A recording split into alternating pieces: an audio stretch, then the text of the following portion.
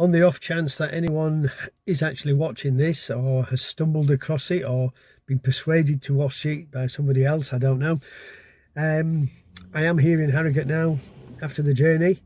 Much better than I thought, with the exception of possibly getting a speeding ticket outside Zeebrugge. I know I saw the flash of the camera, which is a bit of a bummer, but there you go. Much better for having a shower now.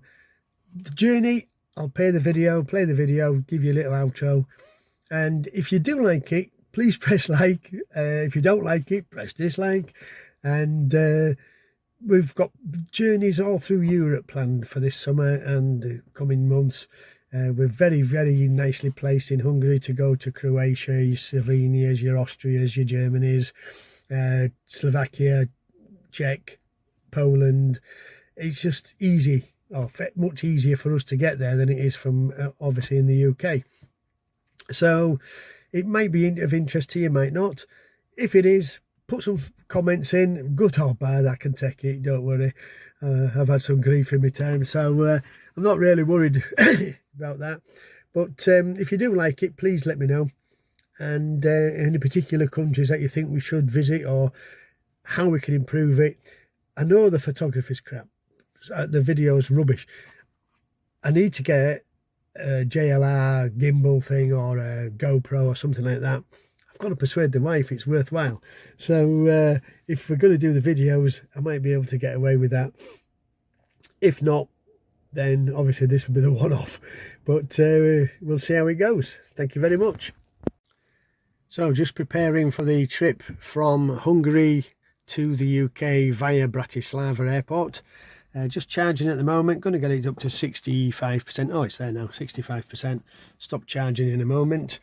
This means that we'll leave here tomorrow, get to the Bratislava airport, and then we have 1, 2, 3, 4, 5 charges before we get to the car ferry at Calais. Might charge up there as well, or might wait till we get over to the UK. Should get to Bratislava with around 14%. The charge stops obviously may change, but that's the plan for the time being. And if we look at the display, so what we got here, trips. Yeah, so the odometer at the moment is on 96,889 miles. If we change it to kilometres, it's 155,928. So we'll see what the trip is at the end and how it's gone. So we're at the Bratislava supercharger. I've just dropped my mum and my wife off at Bratislava airport. They're flying into Leeds Bradford, closest to where my mum lives. And I'm driving over in the next couple of days, and we've got it set up with a dream case mattress. And plenty of room so I can just crawl into bed tonight. Now the only downside is, while I've plugged in here to charge, there's a message come up on the bottom of the screen there: battery fuse requires replacement soon. Okay to drive, schedule a service. I don't know how soon you have to do it, but anyway, seeing as it seems Budapest is 20 days waiting, it can't be that urgent. So I'm on my second charge up of the day. I'm in Megenhofen on the border of Austria, Germany.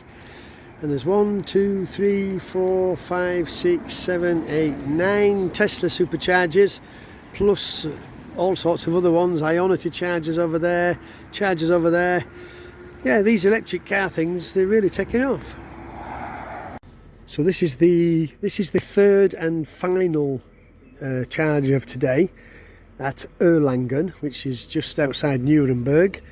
Made good progress. There's 16 Tesla superchargers here, available to all electric vehicles in the grounds of a hotel. It's rather nice. And yeah, the trip's gone well, very smoothly so far, no problems whatsoever.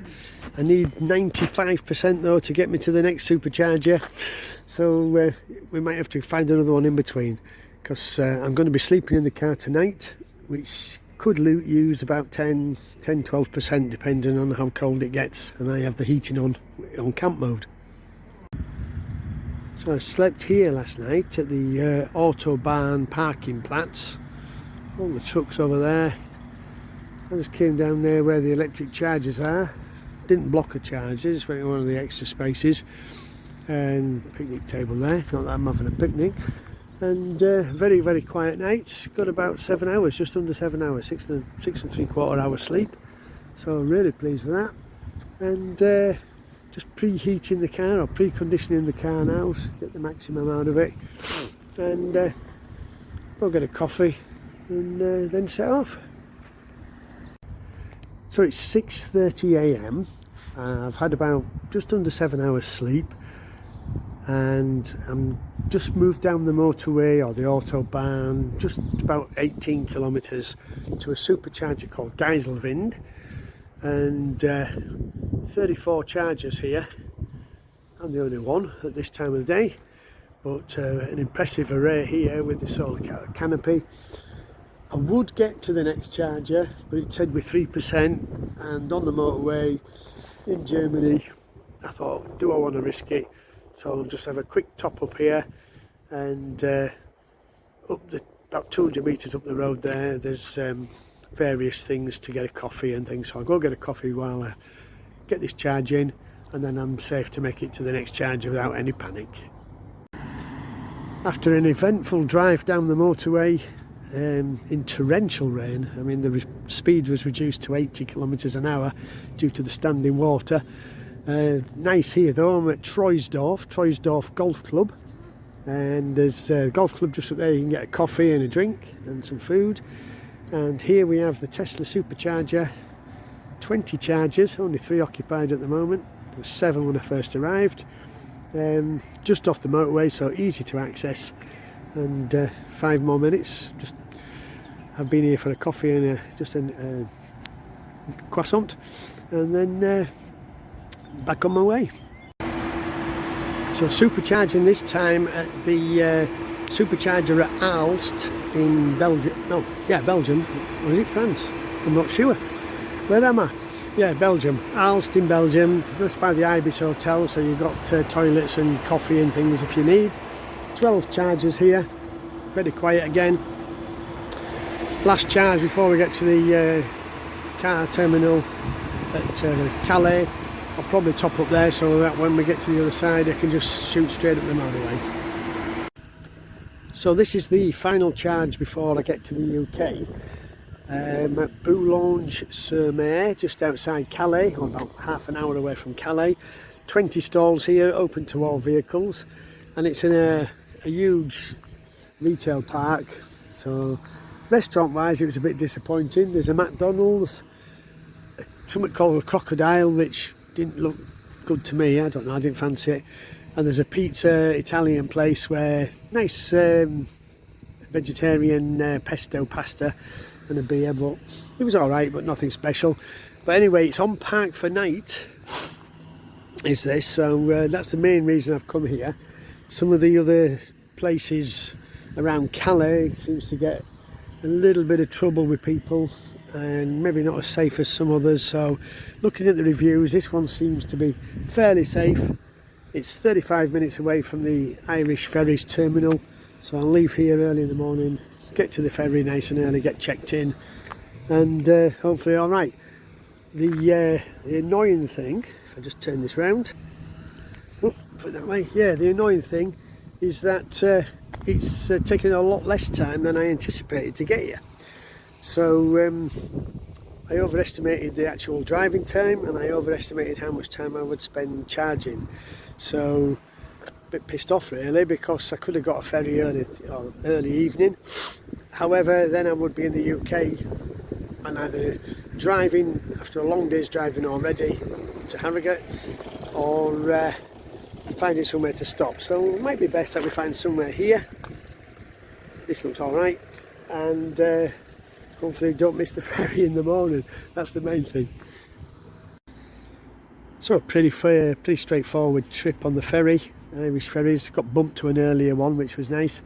At Trumpington supercharger, 12 stalls here, open to all vehicles, and I've decided it's to get to my destination. It says I need an hour and 5 minutes of charging, but if I break it into a stop here and another one up at Grantham, then it's 35 minutes. So we'll do that. We'll have a small one here because there's no services as far as I can see.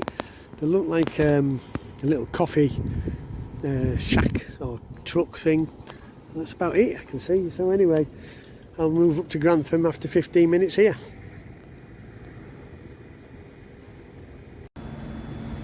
This is hopefully the last charge of the day. Don't think I'll need any more. Gonnaby Moor or Grantham services on the A1. 12 grid serves. Yeah, 16 Teslas. And decent services. Lots of parking. Easy access off the motorway. That's what I like. And easy to find as well. Not going round in bloody circles sometimes like you are in some Teslas. But anyway, good trip. The distances covered on this trip were 2,183 kilometres or 1,356 miles. So I hope that was of interest to some people. As I said, leave your comments, likes, dislikes, good or bad comments, and we will put a couple more out. Hopefully they'll get a lot better, and things that you might want to see on the way, I don't know. I mean, this time it's pretty much focused on the charging and how easy it is actually. I mean, really, I've got friends who were like, oh, electric car, going from Hungary to the UK, it'd be a nightmare, it'd be awful. I seriously overestimated the time it would take me. I seriously overestimated how much time I spend charging. It's much easier. Driving a Tesla must be easier than any others. I did no planning, literally no planning. I just put in where I were going, and it says you must stop at this charger, you must stop at that charger. I followed it more or less to the letter. I did stick an extra one in just because I was a bit worried about the charge limit when I got to the other end, but I didn't need to really, because it was the percentages were so accurate. I was within 1 or 2% either way, every time, every journey, every single journey. So it is easy to do a big long journey in electric vehicles, especially Teslas. Anyone who thinks it isn't, give your head a wobble. Things are moving on. The early days, yeah, I can see it might have been difficult, and if your range is still, you've got a low range car, but this I've got 91% state of charge on the battery. I get 405 kilometers or about 242 miles it is on 100%, and I've had absolutely zero worries. The car can go longer than my bladder, so it's no worries for anybody, I would say. Anyway, hopefully we'll see you again. Thank you very much.